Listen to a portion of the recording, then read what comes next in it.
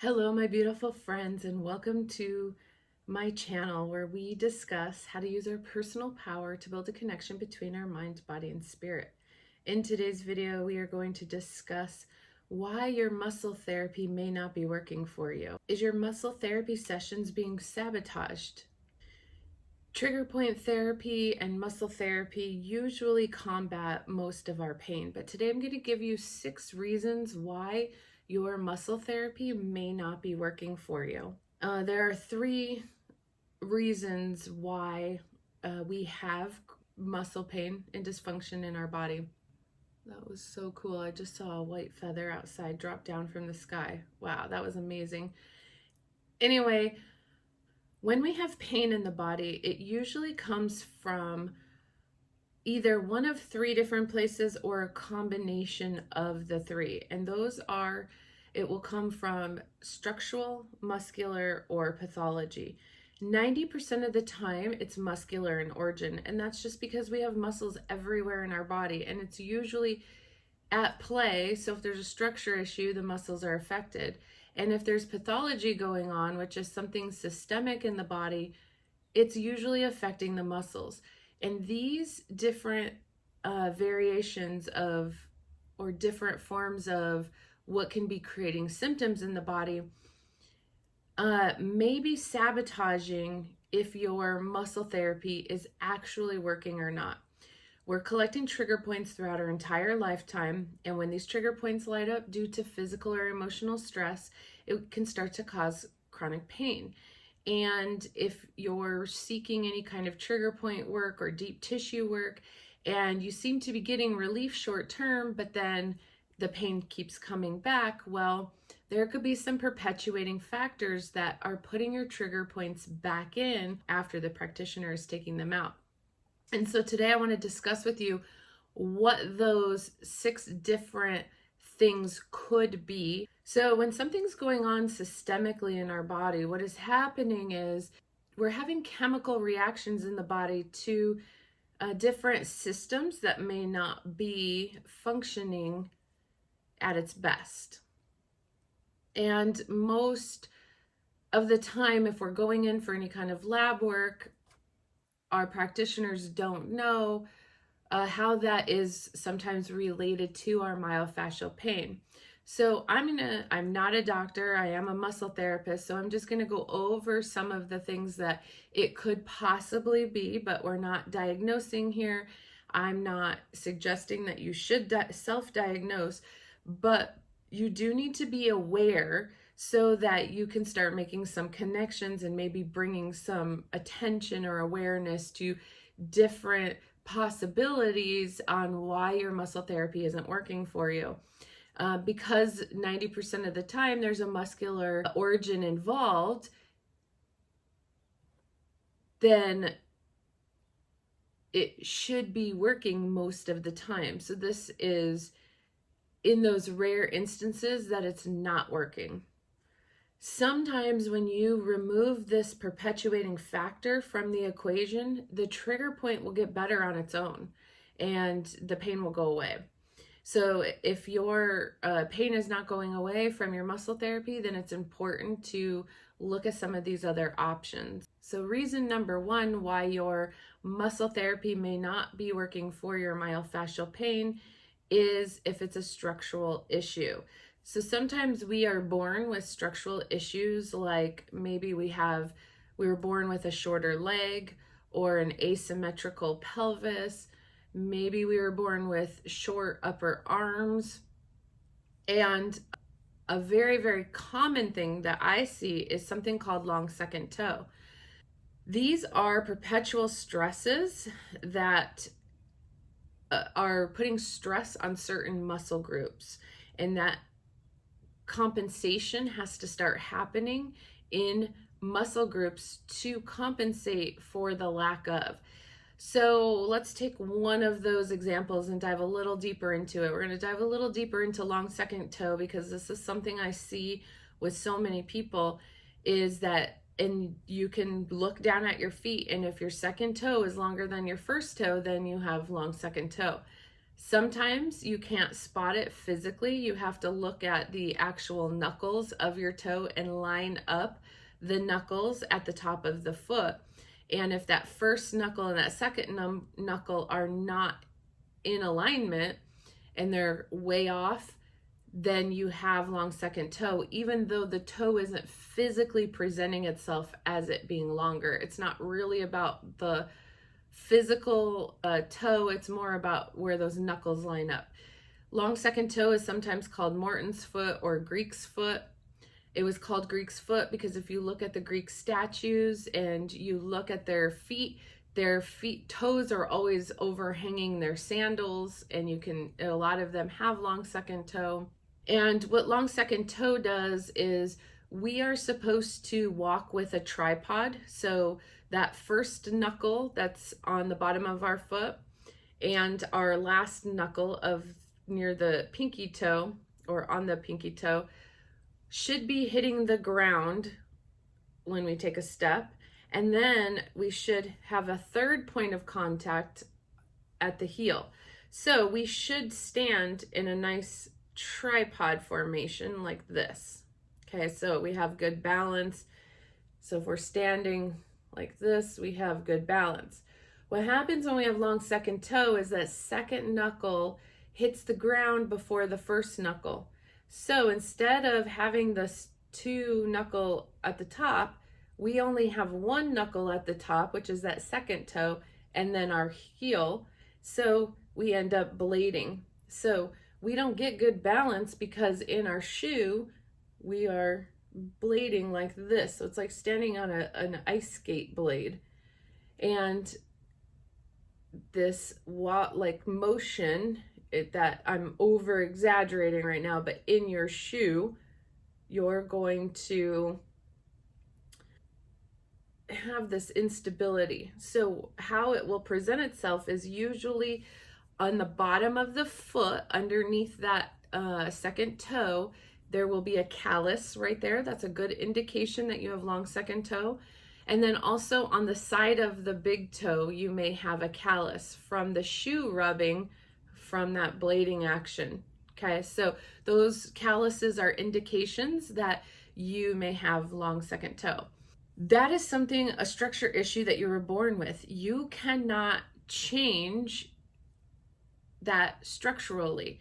So your entire lifetime, the muscles in your foot and your lower leg, all the way up, have compensated to be able to withstand what is now your normal gait. Okay, so we can't change the structure, but what we can do is we can minimize the symptoms and the pain by doing the muscle work and clearing the trigger points out of those muscles. But unless you fix the problem, the trigger points are just going to keep coming back.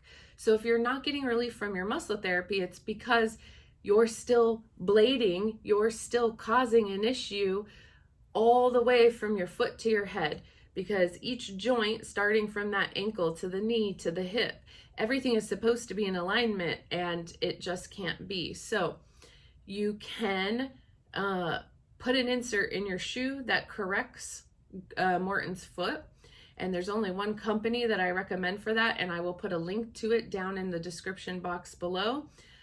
And that will help correct the issue when you're walking. But you cannot change the structure of your foot. It is what it is. So those types of structural issues are things that could be putting those trigger points back in. Okay. Reason number 2 why your muscle therapy may not be working for you and your myofascial pain is postural stress. So we need to become aware of the patterns that we possess while we're sitting in our desk or standing or lifting things. The things that we're doing, especially if we're doing them repetitively, will put trigger points in. So if I'm sitting at my desk every day, all day, and I always sit with my legs crossed with my right over my left leg, I am putting stress on certain muscles in my body. And if I have pain going on, let's say I have sciatic pain, but I continuously sit every day with my leg crossed over, I'm putting stress on those muscles. So if I'm going to therapy and they're taking the trigger points out, but I continue to sit in these patterns, then I'm continuously just undoing what they're doing. So my postural choices and habits and patterns can be making it so that my muscle therapy is no longer working for me. So we have to pay attention to where we're putting continual strain and tension on muscles. You know, if we have double computer monitors and I'm sitting there at a desk all day and my head is cocked to one side to look at a monitor all day and I have headaches and neck pain, well, no wonder why, because my head is shifted to one side all day long, or maybe I'm going back and forth, and I'm putting those trigger points back in that I keep going and getting therapy to take out. Okay, so we have to be aware of these things we're doing. Sitting on couches, chairs, the bucket seats in our cars, all of these things could be putting pressure on our sciatic nerve. So we want to be aware of how we're sitting. Are our knees lower than our hips, or are our knees rising up above our hips? When we're sitting back in a chair and our knees are higher than our hips, we are sitting back and putting pressure on that sciatic nerve. So if you suffer from pain down the leg or any kind of sciatic type issues, watch how you're sitting, and you may need to put a cushion underneath to lift your pelvis up so that your knees are lower than your hips, especially when you're in the car. Most cars nowadays, you can tip your seat so your knees are lower than your hips. You want to watch things like, are you carrying a purse strap always on one shoulder? If your shoulders tend to be like this, is it because you constantly have a weighted purse pulling down on one shoulder and pulling on all these muscles back here, putting trigger points back in? Things like your hat. If your hat is really tight around your head and you suffer from headaches, well, is it coming from your hat? Or a ponytail, if you're putting your ponytail in really tight and it's compressing, well, you're cutting off the blood supply to the muscles. So look at, are your bra straps too tight? Is your belt too tight? These are things that will create lack of oxygen to the muscles, and that contributes to trigger points. Men who carry their wallet in their back pocket, absolute worst thing you can do. You will be giving yourself sciatica that way. You are cutting off blood supply to the area, and then you're creating an imbalance because you're sitting on something, so you're creating an imbalance in your pelvis. So take the wallet out of the back pocket. It shouldn't be back there anyway, because somebody could easily swipe it from you. You should always carry it in your front pocket. If we have an inactive lifestyle and we're not moving, we're not stretching, this will contribute to perpetual trigger points coming back in. Poor posture, slumping, our head forward also leads to trigger points. So watch your posture, watch how you're sitting. Is your back straight? Are your shoulders back? Is your head back, or is your head forward? Are you looking down at a phone or a device too much? Watch what you're doing with your posture, because that could sabotage your muscle therapy. The number 3 reason why your muscle therapy may not be working for your myofascial pain is vitamin and mineral insufficiency. Muscle tissue needs an adequate amount of vitamins and minerals to function, and a lot of us today are deficient in our vitamins. There's no longer a lot of nutrients and minerals in our soil these days. So, and then if we're eating a lot of junk and a lot of processed foods, that is hindering us from absorbing minerals and vitamins. Trigger points get irritated with any kind of physical stress. So when I say that physical stress lights up trigger points, well, a physical stress is anything that cuts off its energy supply. So if you're not getting the right vitamins and minerals, you are putting physical stress in the body. A lot of people I see have issues with muscle cramps, especially in the lower legs. They'll get cramps or restless leg. Well, Magnesium, muscles need magnesium, and magnesium is no longer in our food supply. So I usually refer people to try something like Natural Calm, which is a magnesium powder that you drink before you go to sleep. So if you're getting a lot of leg cramps in the middle of the night, try drinking some Natural Calm, which I'll leave a link to in the description box below, before you go to bed, and see if that helps with those muscle cramps. Magnesium is very important for muscle pain and for the function of muscles. A lack of vitamin D could be contributing to your muscle pain. So if you're experiencing muscle pain, you may want to, and you go and see a doctor, you may want to have some lab work pulled to see how your levels are. The number 4 reason why your muscle therapy may not be working for your myofascial pain is metabolic disorders. Chemical and gland imbalance can lead to trigger point irritation. This can interfere with the metabolism of the muscle. So things like hypothyroid, low testosterone, low estrogen, hypoglycemia, anemia, and any kind of high levels of uric acid in the blood, like things like gout. These types of things can contribute to trigger point irritation. Nicotine, alcohol, and high levels of caffeine are irritating for the trigger points. Your practitioner will have a hard time deactivating your trigger points if you are consuming those types of things. We're going to talk a little more in depth on a couple of these different things that are contributing in the metabolic disorder category. Let's talk a little bit about anemia or low iron in the blood. So blood supply is super important for the muscle tissues. In fact, that's what trigger points are, is you have a lack of oxygen in those tissues. So if we have low iron in the blood, low iron or anemia is caused from low levels of red blood cells in the body. When we have low levels of red blood cells in the body, we have low levels of oxygen running through our body. So the pain we're experiencing from our trigger points could be caused from the blood loss of those tissues. If we have low iron, we have less hemoglobin, and our red blood cells are removing waste products from our muscles. So when our muscles are at its normal resting length, we have a good supply of blood coming into the muscle and out of the muscle. Our nerve supply is healthy. We're getting healthy flow of message to the muscle and out of the muscle. When muscle tissue and fibers start to become shortened and tightened, we are now cutting off that blood supply. So, and then also that nerve supply is getting cut off. So it's like stepping on a garden hose and you're only getting so much through because it's tight.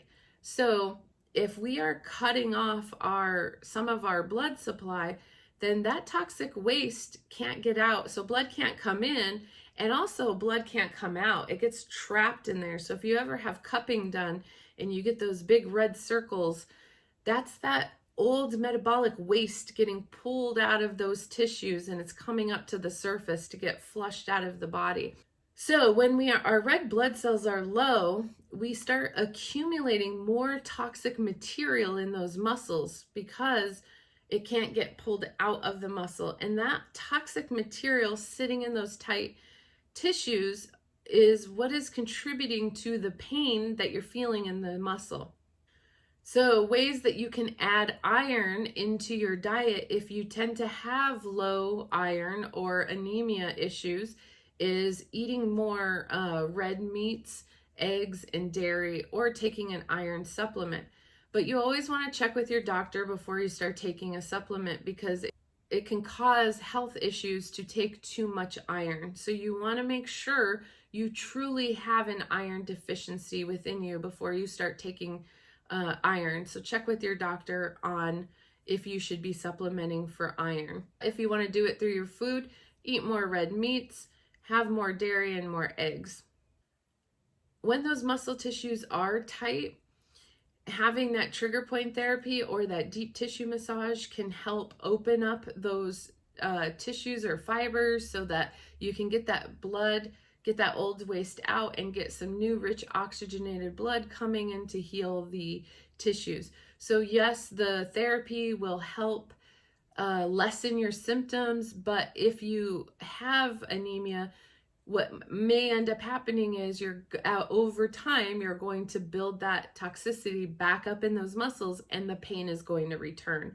So yes, you want to use the therapy to help calm those symptoms and help get relief, but for that long-term effect, you also want to look at healing the anemic issue. Another issue that could be perpetuating is hypothyroid, which is low thyroid levels. So if we have a low output from our thyroid, this can make trigger point therapy relief temporary. So the signs and symptoms of hypothyroid are chronic fatigue, intolerance to cold, dry skin, hyperactivity, a hard time losing weight, heavy or disturbed menstrual cycle, and this can also include part of the symptoms of hypothyroid are muscle cramps, weakness, stiffness, and pain, which could also look like myofascial trigger point pain. So if we have hypothyroid issues and your muscle therapy isn't giving you long-term relief, well, it could be that hypothyroid is contributing. So you want to eat foods that are nourishing for your thyroid, and if you need to be taking thyroid medication, make sure you're taking your medication. Hypoglycemia, which is low blood sugar, can also be aggravating our trigger points. This can also make our trigger point relief temporary. So symptoms of low blood sugar are fast heartbeat, sweating, shaking, and even anxiety. More severe cases of hypoglycemia could be visual disturbances, restlessness, trouble with thinking and speaking, and even fainting. So if you're experiencing a lot of emotional distress, you could be likely to develop hypoglycememia. Another issue could be something like uricemia, which is like a gout. It's high uric acid, which puts crystals in our joints. So a diet of too much red meat and little water could lead to these crystals in our joints, and vitamin C can help us with this issue, but it could also sabotaging our muscle therapy treatments. The number 5 reason why your muscle therapy may not be working for you is psychological problems. So trigger point therapy can become ineffective if you suffer from tension, anxiety, and chronic depression. We want to become aware of our holding patterns in our body and when they become worse. If we connect our mind and our body, we can become aware of this connection, and we can use things like our breath work to control that tension, to control that anxiety, to calm ourselves down.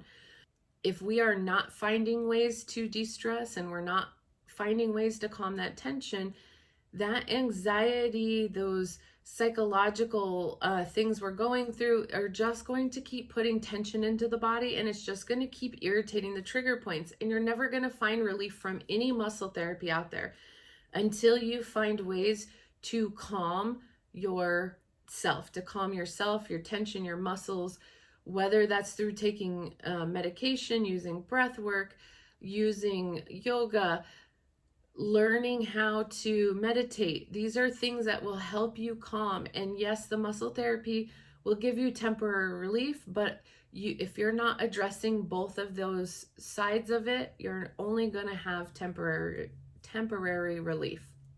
I have a body scan meditation that I will link in the description box below. Doing something like a body scan meditation where you are focusing on releasing each body part going through the body is a great way to calm down the body, to calm down that anxiety, to calm down the tension so that you can get relief from those muscle aches and pains. The number 6 reason why your muscle therapy may not be working for you is, I'm categorizing this as just a generalized, some other ways. So some other things that could be contributing is lack of sleep. Sleep is so important for the body and all of its functions. Bacterial infections and viruses can be contributing to muscle pains and aches. Food allergies, Parasite infections. And the reason why parasite infections can be sabotaging your muscle therapy is because it will deplete you of your nutrients. And we talked, I think number 2 was all about vitamin and mineral insufficiencies. So parasite infections will definitely deplete your nutrients in your body, and if you have any kind of allergies. So those are just some other ways that your body may be sabotaging your long-term relief from your muscle work. I always say that you should not limit yourself to just one approach. I have been working for years with chiropractors, so I get a lot of my business from the referral of chiropractors. When my patients will see me and a chiropractor, they get better faster because the approach, we're taking a different approach, and we're attacking 2 of the 3 things that are contributing to any kind of muscle pain anyway. We're attacking 2 of those 3 things, so people tend to get better faster. You may need a number of different modalities to get better. Don't just put all your eggs in one basket. You're also going to connect differently with different people. Just because one therapist doesn't work for you doesn't mean a different one won't.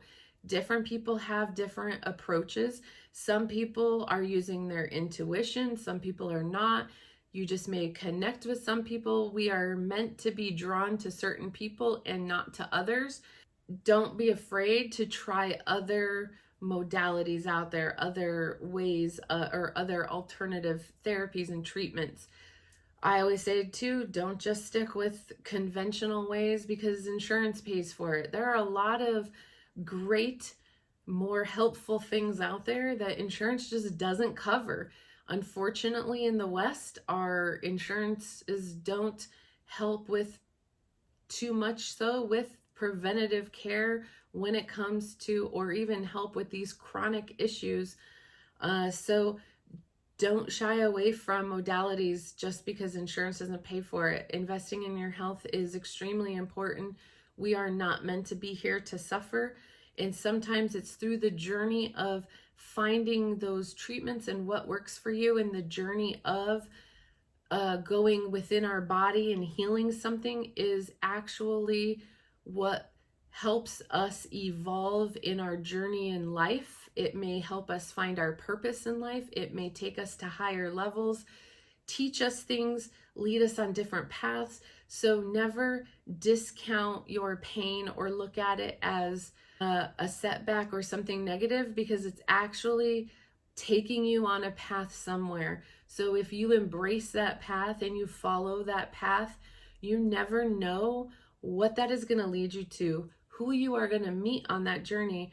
I mean, I have met some of my greatest and bestest friends right now. I have met because they were on a journey of healing their pain, and now we are great friends. And without that journey, I would never have met these people. And so you never know what is going to come from your pain journey. So I hope that this information can help some of you. If you're finding that your muscle therapy on its own isn't working, try some other modalities. Try going to a chiropractor, try getting some lab work and looking at your vitamin and mineral levels, look at some of your other health issues and see how that relates to the myofascial pain you may be feeling in your body.